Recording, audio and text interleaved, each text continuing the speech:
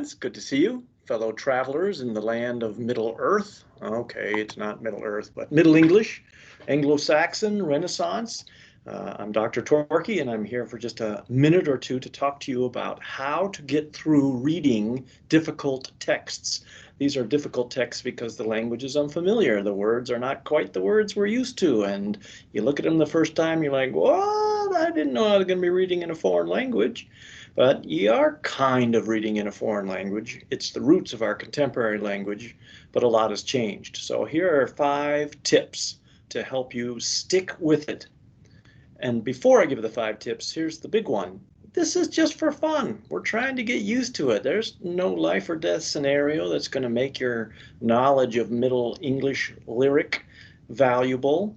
It is merely an opportunity for you to try to engage. So keeping that positive attitude is going to be an important part of being successful.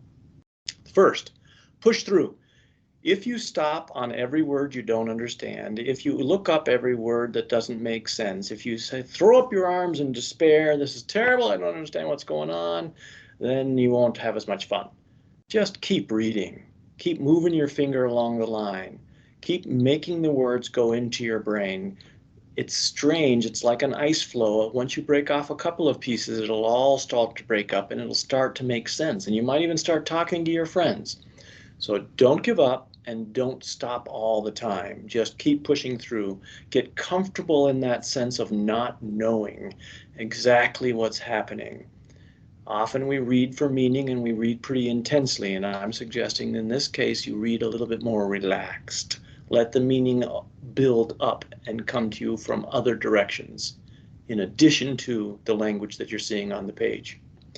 Okay, 2, use websites, get context.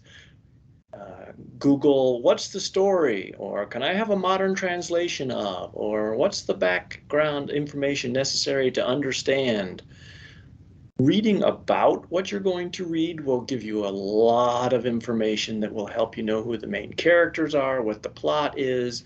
So even if the language is difficult or uncomfortable or complex, you'll have a pretty good idea of what the story is.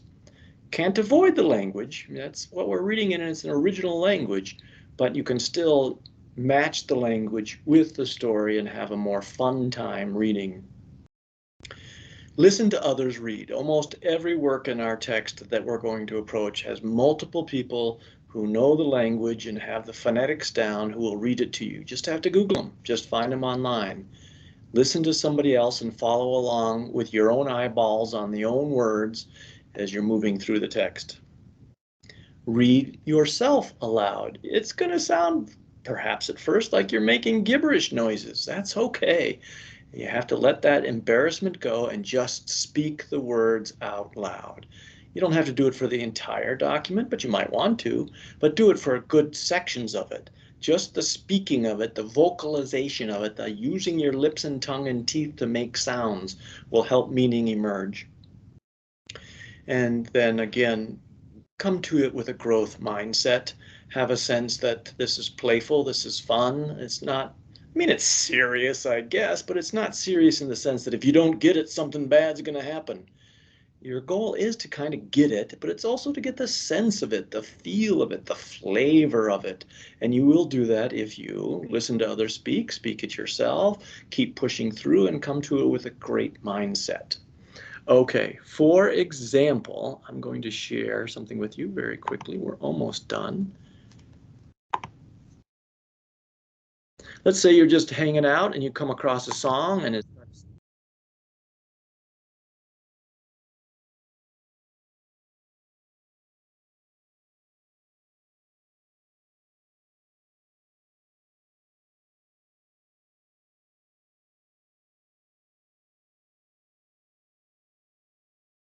excuse me while I kiss the guy. I'm not sure what happened to me in that song. I understood maybe 3 or 4 of the words and I got it, but I did get a sense of the rhythm. I got a sense of what might be happening. It seems kind of astral and kind of hardcore. But you know what? I want to know more. So I look up the lyrics to Purple Haze, and there are the lyrics, all in my brain. Lately things just don't seem the same. Acting funny, but I don't know why. Excuse me while I kiss the sky. Oh, kiss the sky, not the guy. Okay.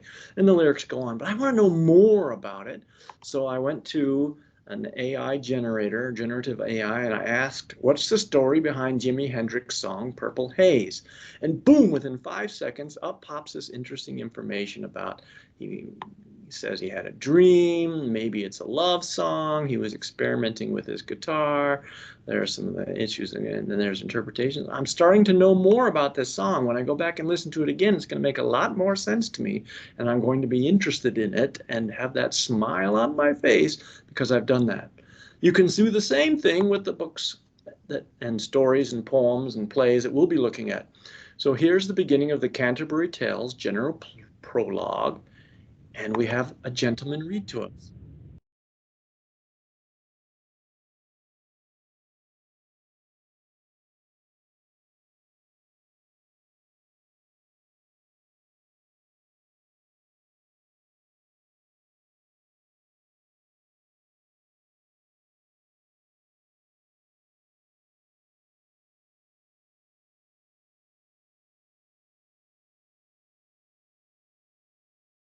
I got some of the words, melody, birds, fowls, but you know what? I kind of want to see what's going on here so I can match some of the language.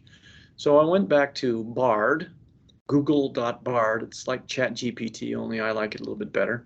And I asked, could I have a modern translation of the general prologue for the Canterbury Tales? And what do you know? Look what pops up for me. When in April with its gentle showers dispels the drought of March and bathes the dry earth with life-giving rain, bringing forth the tender shoots and buds of spring. Okay, I think you're starting to get the idea now. So again, our goal is to not master the texts, but to find a way to enjoy them, to hear the sounds of them, to see their roots, to get a sense of the story, to get a sense of the history. And the best way to do that is to go in with an open heart and open mind, listen to others speak them yourself, and keep pushing through. So the answer to your question is Jimi Hendrix, Purple Haze, for your submission for your 10 points. Thanks for joining me. I'll see you again soon. Bye now.